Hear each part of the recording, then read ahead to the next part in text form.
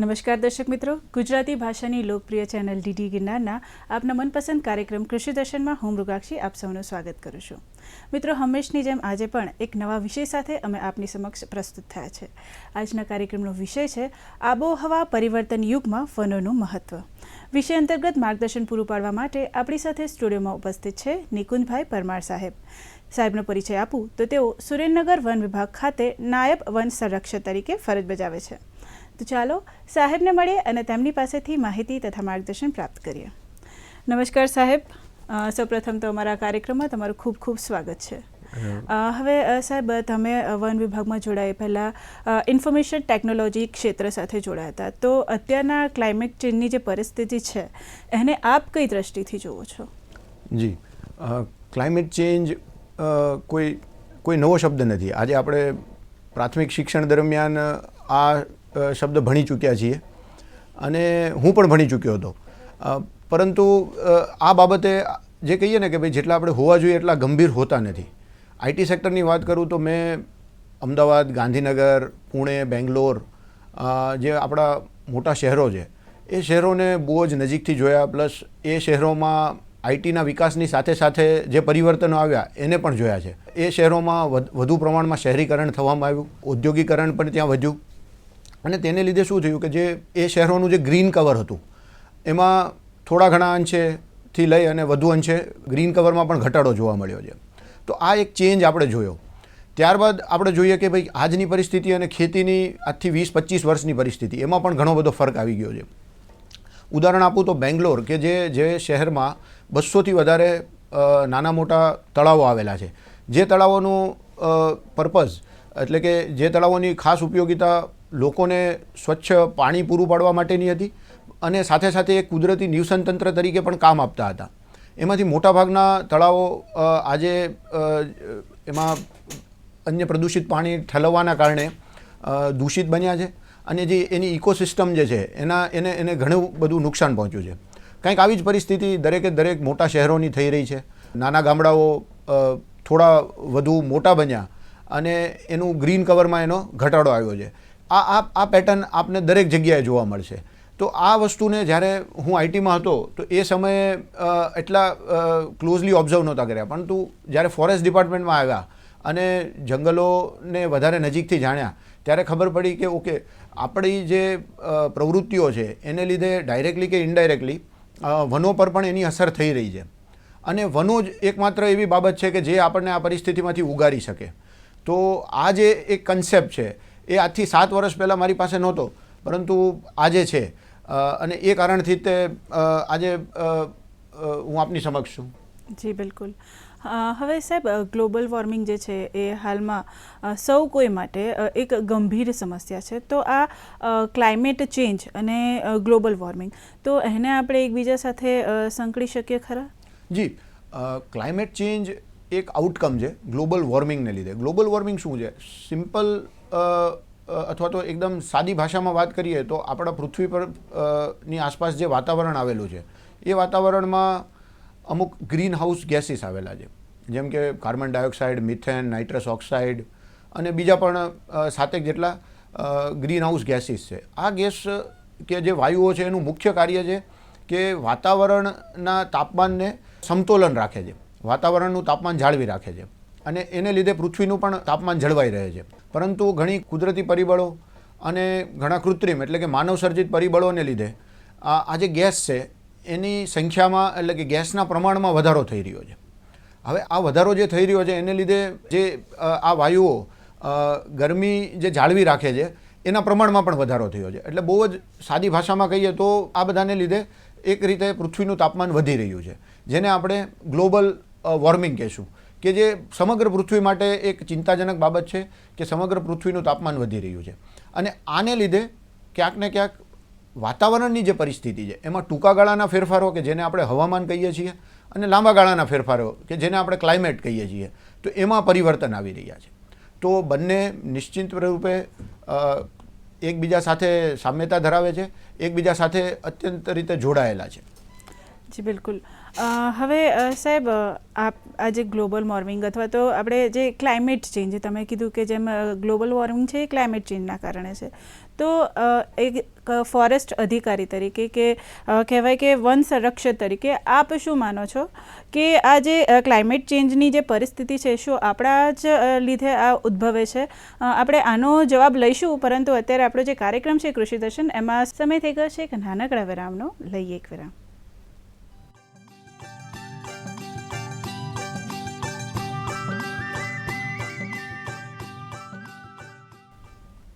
વિરામ બાદ ફરી એકવાર સ્વાગત છે આપ સૌનું કૃષિ દર્શન કાર્યક્રમમાં. અને મિત્રો, આજના કાર્યક્રમમાં આપણે વાત કરી રહ્યા છે આબોહવા પરિવર્તન યુગમાં વનોનું મહત્ત્વ. વિરામ પહેલાં જેમ મેં સાહેબને એક પ્રશ્ન પૂછ્યો હતો કે શું ક્લાઇમેટ ચેન્જ માટે આપણે મનુષ્ય જવાબદાર છે, અને એ જ એક વન સંરક્ષક તરીકે એમનો શું દૃષ્ટિકોણ છે આ વિષય પર? તો આપણે સાહેબ તમે શું દ્રષ્ટિ નાખશો આ સવાલ ઉપર? જી, માત્ર મનુષ્ય જવાબદાર છે એવું ન કહી શકાય. આપણે આજથી 300 વર્ષ અથવા તો એનાથી પણ વધારે જે વર્ષ હતા કે જે પાષાણ યુગ હતો, સ્ટોન એજ જે કહેવાય છે, કે જ્યારે માણસે અગ્નિની શોધ કરી અને શિકાર કરી અને પોતાનું જીવન જીવતો, ત્યારબાદ સાથે રહેતા થયા અને એક કબીલાઓ બન્યા અને ખેતીની શરૂઆત થઈ.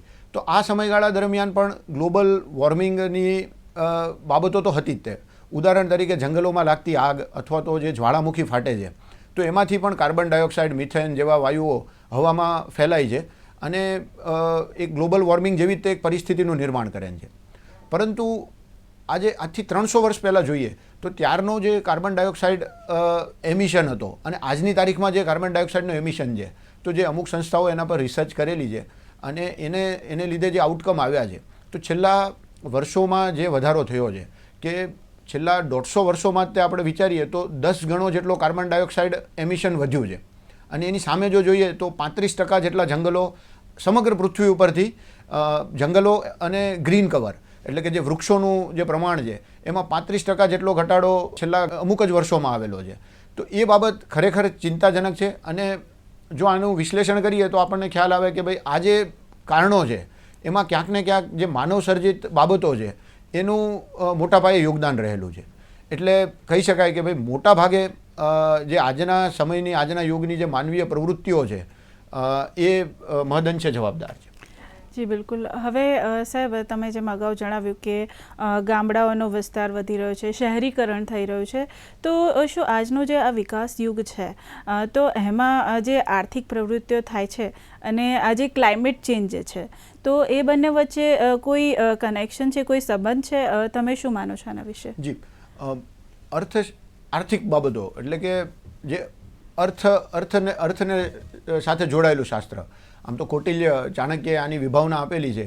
અને અર્થશાસ્ત્રમાં જોઈએ કે ભાઈ આપણે એકબીજા સાથેના જે વ્યવહારો છે એને કરન્સીના સ્વરૂપમાં એટલે કે એ સ્વરૂપમાં આપણે કરતા હોઈએ છીએ. જૂના સમયમાં સોના, ચાંદી, પિત્તળના સિક્કાઓ ચાલતા.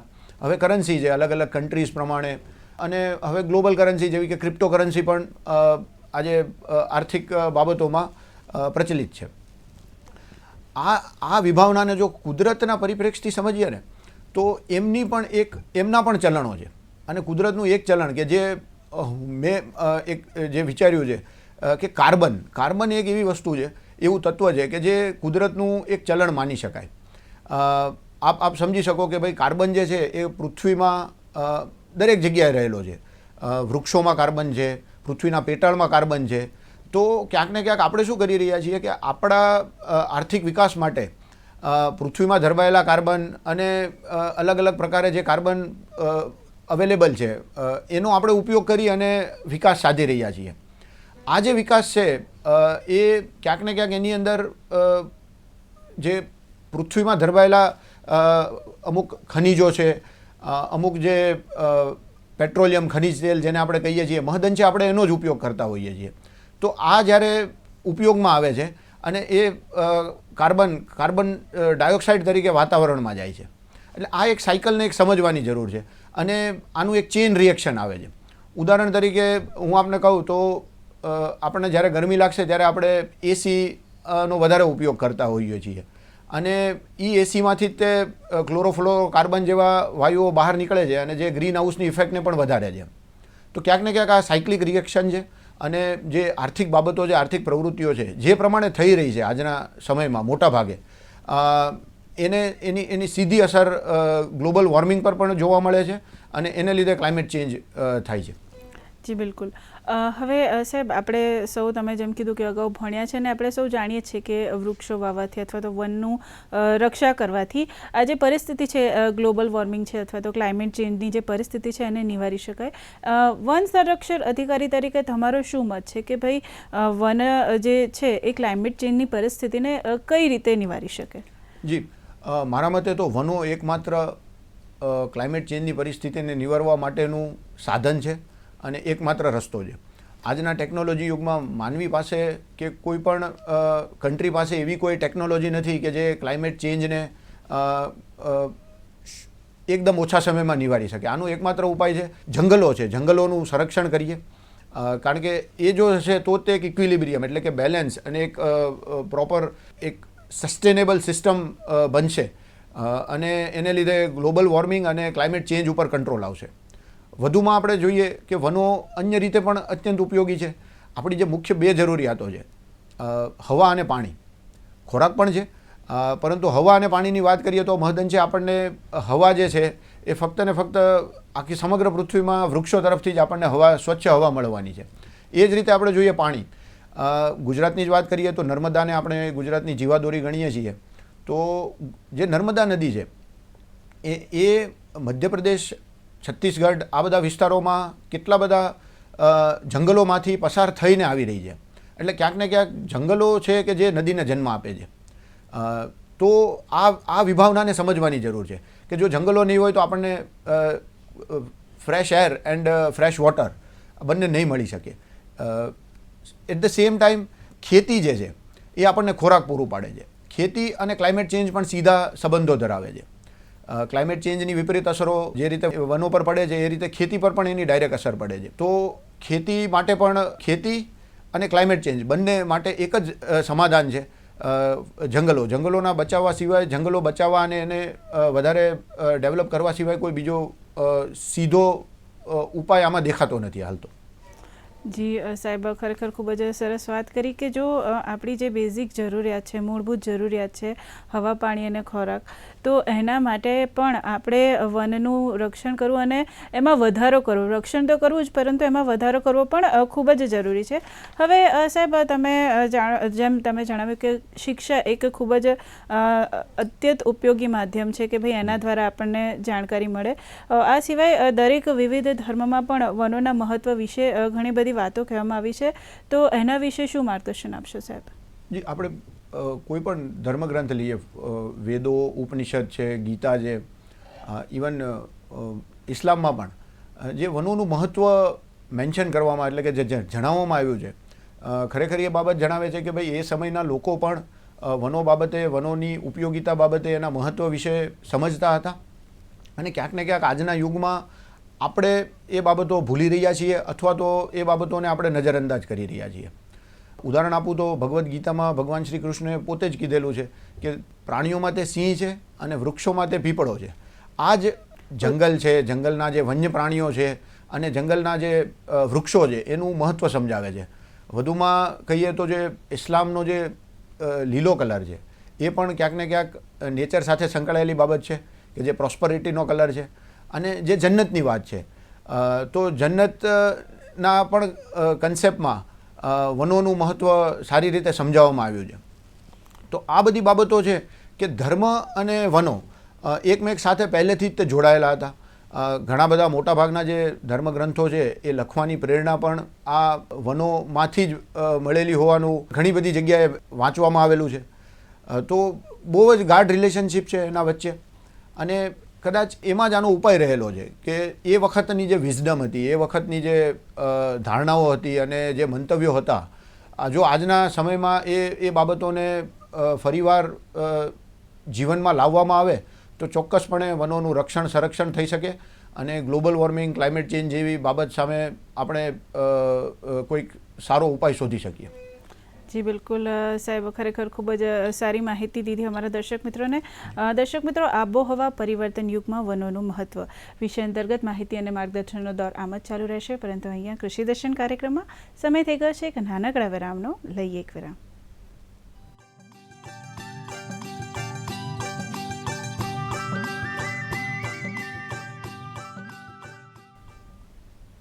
વિરામ બાદ ફરી એકવાર સ્વાગત છે આપ સૌનું કૃષિ દર્શન કાર્યક્રમમાં. અને આપ સૌ જાણો છો કે આજના કાર્યક્રમમાં આપણે માહિતી મેળવી રહ્યા છે આબોહવા પરિવર્તન યુગમાં વનોનું મહત્વ વિશે.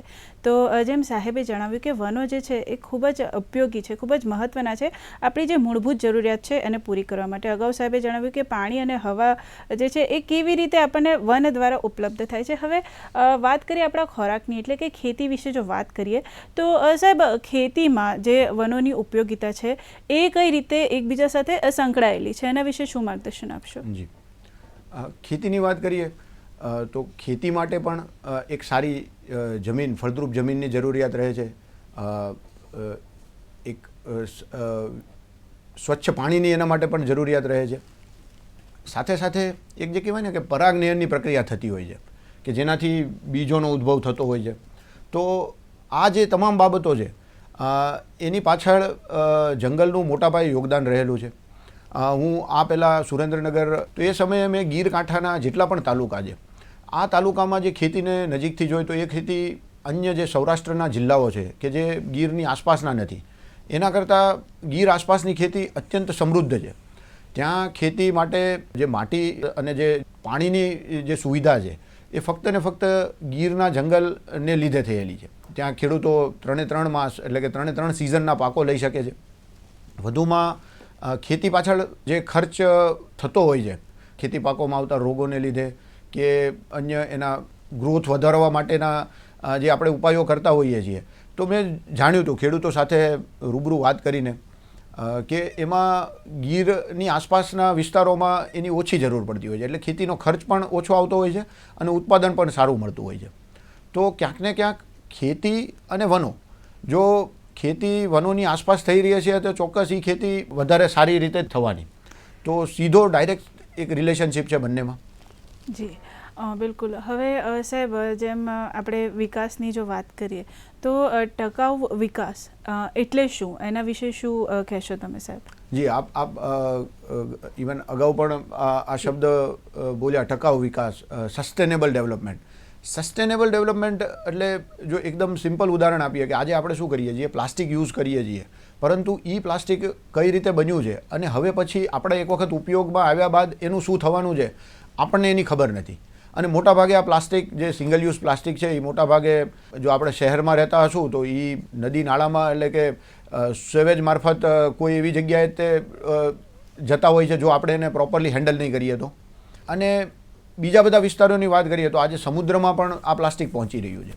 તો ક્યાંક ને ક્યાંક જે રીતે આપણે સિંગલ યુઝ પ્લાસ્ટિકનો યુઝ કરી રહ્યા છીએ એ ટકાઉ વિકાસ નથી, એ સસ્ટેનેબલ ડેવલપમેન્ટ ના કહી શકાય. એની સામે જો આપ કાપડની થેલી કે જે આપણે ભૂતકાળમાં વાપરતા હતા, આ કોઈ નવી વસ્તુ નથી, એનો જો ઉપયોગ કરીએ તો એને આપણે ટકાઉ વિકાસ કહી શકશું. બીજું ઉદાહરણ આપું તો ખેતી પાકોમાં પણ એક પાક લીધા બાદ બીજો પાક એક પર્ટિક્યુલર અલગ પ્રકારનો જે આપણે વાવીએ છીએ એની પાછળ પણ એક સાયન્સ છે કે જેથી કરી અને નેક્સ્ટ જે આપ પાક વાવી રહ્યા છો એનું ઉત્પાદન ખર્ચ ઓછો આવે. અમુક પ્રકારના તત્વો કુદરતી રીતે જ તે અમુક પાક દ્વારા જ તે જમીનને મળી રહે. તો એ જે ખેતીનો વિકાસ થયો કહેવાય ને, એ સસ્ટેનેબલ એટલે કે ટકાઉ વિકાસ કહેવાય. પરંતુ આજે આપણે ઘણી બધી વખત જે અમર્યાદિત, અનિયંત્રિત રીતે પેસ્ટિસાઇડ્સ અને જે દવાનો છંટકાવ કરીએ છીએ, તો મારા મતે ભવિષ્યમાં આવું નવું ચાલુ રહ્યું તો આને આપણે સસ્ટેનેબલ એટલે કે ટકાઉ વિકાસ નહીં કહી શકીએ. એટલે ટકાઉ વિકાસની વિભાવના અથવા તો એની જે એનો જે વિચાર છે અત્યંત સામાન્ય છે. જે એવો વિકાસ કે જે કુદરતને, પર્યાવરણને, વનોને કે આપણી આસપાસના વાતાવરણને નુકસાન ન કરતો હોય એવો વિકાસ એટલે કે ટકાઉ વિકાસ. જી બિલકુલ સાહેબ, ખરેખર ખૂબ જ સારી માહિતી કીધી કે ભાઈ ટકાઉ વિકાસ એટલે શું. હવે આપણે વાત કરીએ ફરીથી ક્લાઇમેટ ચેન્જ વિશે. તો હવે આજે ક્લાઇમેટ ચેન્જની જે અસરો થાય છે, વિપરીત અસરો જે ખાસ કરીને થાય છે, તો હવે એને નિવારવું હોય તો એના સીધા સચોટ કે વ્યવહારિક જે ઉપાય હોય એ શું હોઈ શકે સાહેબ? જી, બહુ જ સામાન્ય અને બહુ જ સહેલા ઉપાયો છે. એક તો પહેલાં આપણે આપણી લાઈફસ્ટાઈલ વિશે વિચારવું પડશે. આપણે આજની તારીખમાં આપણી લાઈફમાં જે કહેવાય ને કે ભૌતિકવાદ તરફ આપણે વધારે ઝૂક્યા છીએ. તો ક્યાંક ને ક્યાંક જો આપણે આ ભૌતિકવાદ એટલે કે જરૂરી નથી એવી વસ્તુઓનો ઉપયોગ કરવો, જરૂરી નથી એના કરતાં વધુ પ્રમાણમાં વસ્તુઓ પોતાની પાસે રાખવી. હવે આ વસ્તુઓ કોઈ પણ હોઈ શકે, આપણા પહેરવાના કપડાથી માંડી અને આપણા શોખ સંબંધિત તમામ વસ્તુઓ, ઘણી બધી એવી બાબતો આપણા જીવનમાં હોય છે કે જેની ખરેખર આપણને કોઈ જરૂરિયાત નથી હોતી, એમ છતાં આપણે એનો ઉપયોગ ક્યારેક જ ઉપયોગ કરતા હોઈએ છીએ, એમ છતાં આપણે એને આપણી પાસે રાખીએ છીએ. તો આ એક જે મટીરિયાલિઝમ છે એમાંથી બહાર નીકળી અને મિનિમાલિઝમ એટલે કે જેટલું જીવન માટે જરૂરી છે એ બાબતો ઉપર જ આપણે ફોકસ કરીએ અને એ બાબતોનો જ આપણે ઉપયોગ કરીએ. તો આ એક વિચાર છે જે જો દરેક વ્યક્તિ લાવશે તો આપોઆપ આ પ્રશ્ન અહીંયા જ તે સોલ્વ થઈ જશે.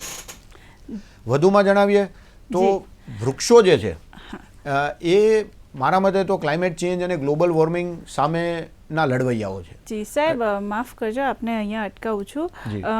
આપણે આ જે વિષય છે આપણો કે ભાઈ આબોહવા પરિવર્તન યુગમાં વનોનું મહત્વ, એના વિશે તમે ખરેખર ખૂબ જ સુંદર અને ઉપયોગી માહિતી આપીને ખાસ કરીને અત્યારે જે વાત કરી કે ભાઈ આપણે સીધા અને સચોટ ઉપાયો કયા. તો હવે આપણો જે વિષય છે વિષય અંતર્ગત ટૂંકમાં કોઈ સંદેશો આપવા માંગતો અમારા દર્શક મિત્રોને તો શું કહેશો સાહેબ? જી ચોક્કસ. તો બને એટલા આપ વૃક્ષો ફક્ત વાવો નહીં પણ વૃક્ષોને ઉછેરો.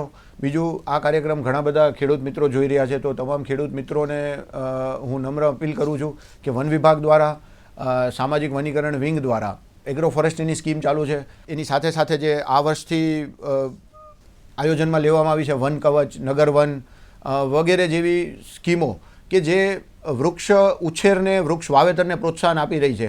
કિસાન નર્સરી છે. તો આ તમામ સ્કીમોનો આપ બહોળા પ્રમાણમાં લાભ લ્યો અને આપના શેઢે પાડે પણ વૃક્ષો વાવી અને એક શેઢે પાડે પણ જંગલ બનાવો અને વધુને વધુ આ ગ્રીન કવરમાં વધારો થાય એ અત્યંત જરૂરી છે. જો આપણે એ કરી શકશું તો ચોક્કસ ગ્લોબલ વોર્મિંગ અને ક્લાઇમેટ ચેન્જની પરિસ્થિતિમાંથી બહુ જલ્દી બહાર આવી શકશું. આભાર સાહેબ. તો તમે અમારા કાર્યક્રમમાં આવ્યા અને અમારા જે દર્શક મિત્રો છે એમને આટલી ઉપયોગી માહિતી પૂરી પાડી એ બદલ આપનો ખૂબ ખૂબ આભાર. Thank you. દર્શક મિત્રો, આશા રાખીએ કે તમને અમારો આજનો કાર્યક્રમ પસંદ આવ્યો હશે. આપને મળેલ માહિતીનો ભરપૂર ઉપયોગ કરીને આપના વ્યવસાયમાં સફળ થાવ તેવી આશા સાથે ફરી મળીએ. ત્યાં સુધી રજા આપશો. નમસ્કાર.